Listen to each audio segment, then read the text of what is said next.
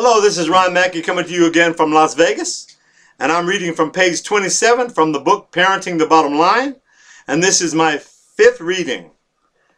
And research brings out the fact that over one half of all single-parent families now begin by an unmarried birth.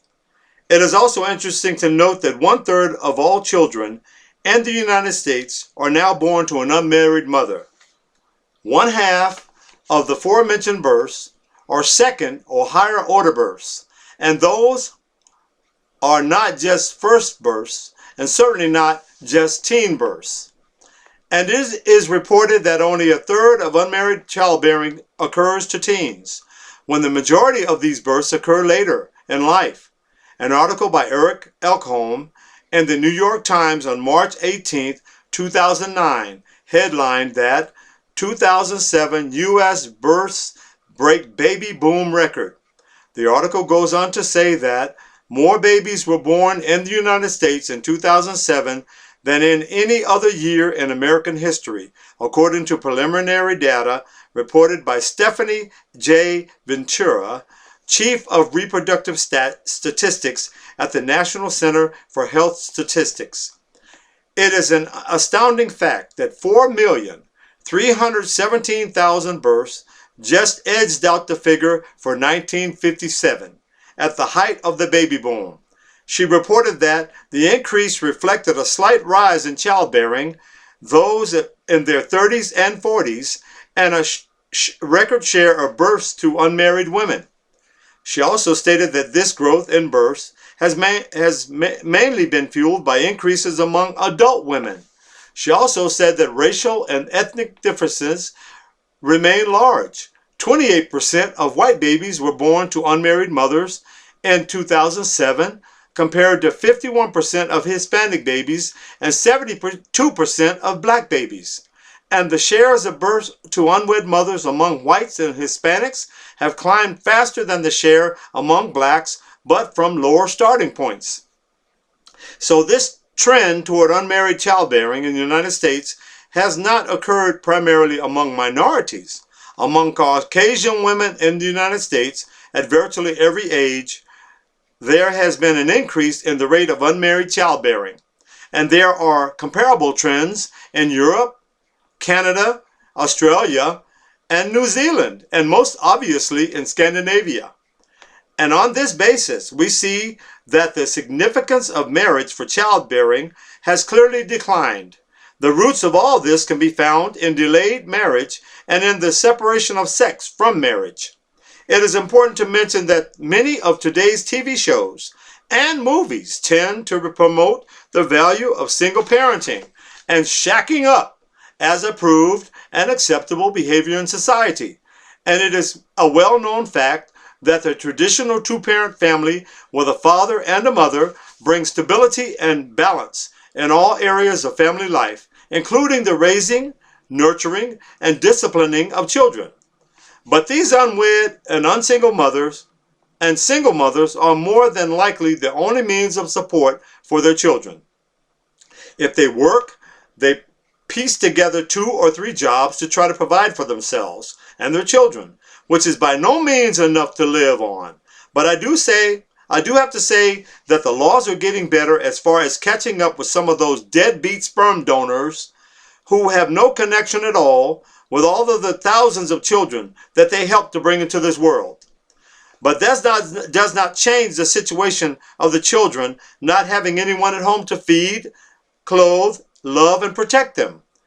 It is time for all of those deadbeats to step up to the plate, be real men, and take care of their financial responsibilities to their children, and even if the mother and father don't care for each other. With all of the talk on television and radio every day about how many children live in poverty in America, it is not hard to trace the root causes of poverty and homelessness. Many of the causes could be linked to the out-of-control, out-of-wedlock babies that are born to these young and still getting younger females who are used by these young and still getting younger male sperm donors who have nothing else to offer these young females except "I love you." But they forget to add, "until you get pregnant. Then I don't know you." So what are the lives of these young unwed mothers like? These mothers who have no means of financial support are working so many hours that they don't have time to relax or to even get a reasonable amount of sleep.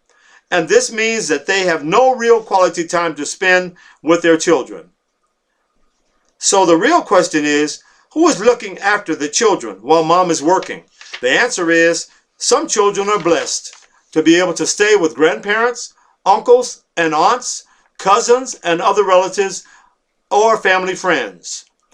But so many children are left to daycare centers for sometimes more than 24 hours.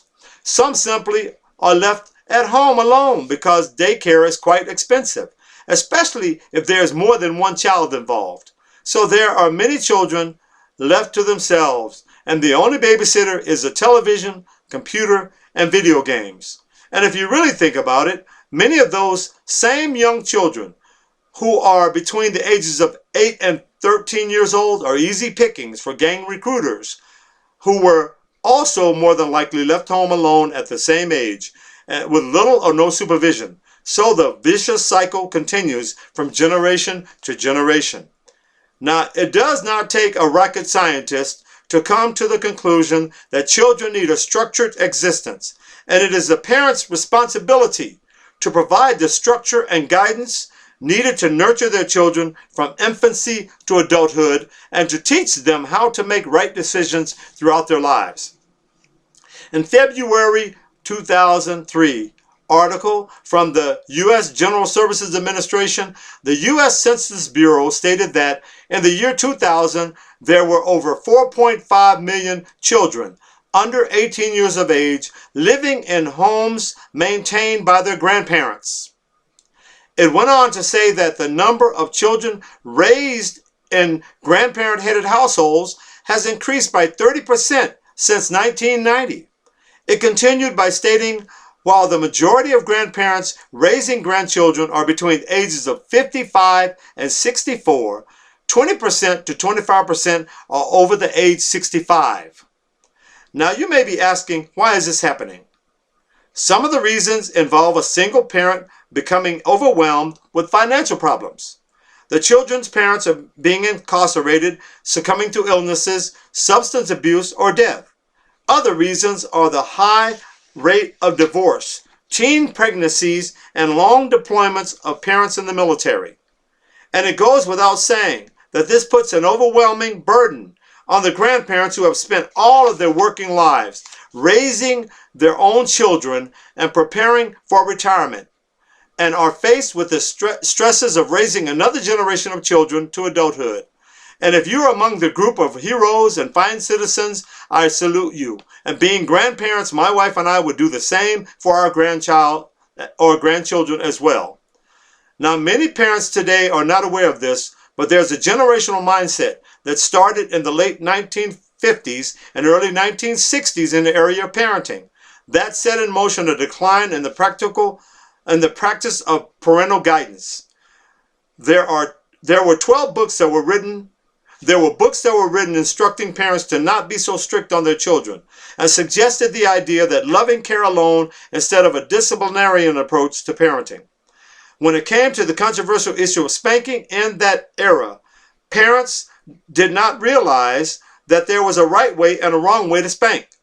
Now when I speak of the wrong way to spank, that includes using extension cords, razor straps, tree limbs, and various kitchen utensils such as spatulas and long wooden spoons. But most of all, many parents of that day executed their wrath on their children while in fits of anger for their child's misbehavior. And in their anger, they more than likely caused bodily injury or even death to that child, which was in essence child abuse. We must acknowledge that any extreme in parenting is not good, and there must be a balance. And most doctors and child psychologists of that time focused so much on the wrong way of parenting that parents revolted against correction of any kind being used, and this parental neglect resulted in losing control of their children.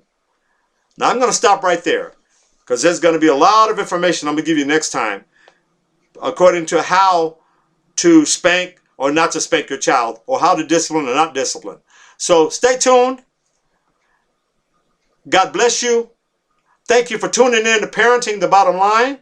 We will start next time with the 6th reading. And you have a wonderful parenting day. And God bless you again. Have a good night. Have a wonderful parenting experience. See ya the next time.